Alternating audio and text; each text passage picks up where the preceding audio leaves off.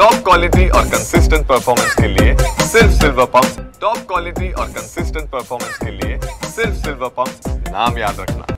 पवार साहेब या ठिकाणी आपल्या आजच्या बैठकीमध्ये शरद पवार गटाच्या एका सामाजिक न्याय सेलच्या जिल्हाध्यक्षाने नाराजी व्यक्त केली, भाषण करू दिलं नाही म्हणून त्यांनी नाराजी व्यक्त केल्याचं सांगितलं। मुळात अशोक सोनवणे हे माजी जिल्हाध्यक्ष आहेत। मुळात ते मीटिंग सुरू झाल्यानंतर खूप उशिरा आले। सर्वात सुरुवातीला एजाजबाई मलिकांचं भाषण झालं, त्यानंतर सामाजिक न्यायाचे जिल्ह्याचे अध्यक्ष सुरेश पगार यांचं झालं, महिला अध्यक्षा भामरेताईंचं झालं, सामाजिक न्यायाच्या महिला अध्यक्षा, त्यानंतर प्रतिभा शिरसाट सामाजिक न्यायाच्या त्यांचं भाषण झालं। यांना ते माहीतच नव्हतं, ते उशिरा आले। आल्याच्या नंतर एखाद तासाने त्यांनी मला फोन केली की मला बोलायचं। मी त्यांना म्हटलं की तत्पूर्वी नाथाबूंनी मला बोलवलं होतं की मला जायचंय, मला आधी बोलून घेऊ द्या। मी त्यांना म्हटलं नाथाबूंचं भाषण होऊ द्या, त्यानंतर कार्यकर्त्यांच्या भाषणाच्या वेळा तुम्हाला बोलायला संधी देऊ, पण त्यांचा गैरसमज झाला। त्यानंतर त्यांना आपण बोलू दिलं, असं माझं स्पष्ट मत आहे। ही राष्ट्रवादी काँग्रेस शरदचंद्र पवार पक्षाची बैठक होती।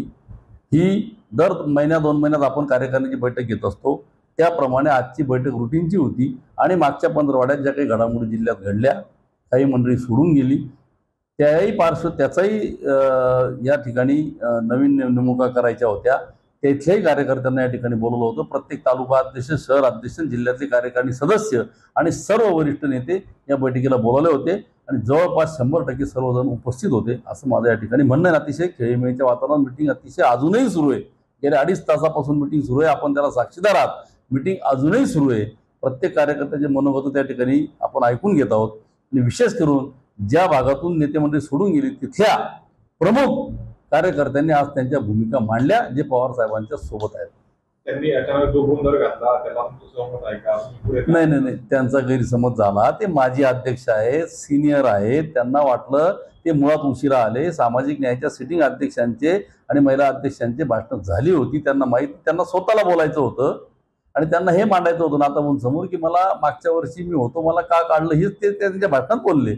पण त्यांना असं वाटलं बोलू देत नाही, पण नाथाबूंना जायची घाई होती म्हणून मी त्यांना सांगितलं तुम्ही नंतर बोला, एवढं। त्यामुळे त्या गोष्टीचा काही फार मोठा विषय ते आत्ता माझ्याजवळ बसलेले आहेत, आत्ता बोलव इथं।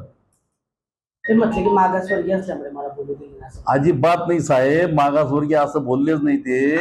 ते मागासवर्गीयचे सामाजिक न्यायाचे माजी अध्यक्ष आहेत। विद्यमान अध्यक्षांनी भाषण केलं, विद्यमान महिला अध्यक्षांनी भाषण केलं, त्यांना ते माहीतच नाही, ते उशिरा आले आणि त्यांना मला त्या पदावरून का काढलं हे विचारायचं होतं वरिष्ठ मंडळीला।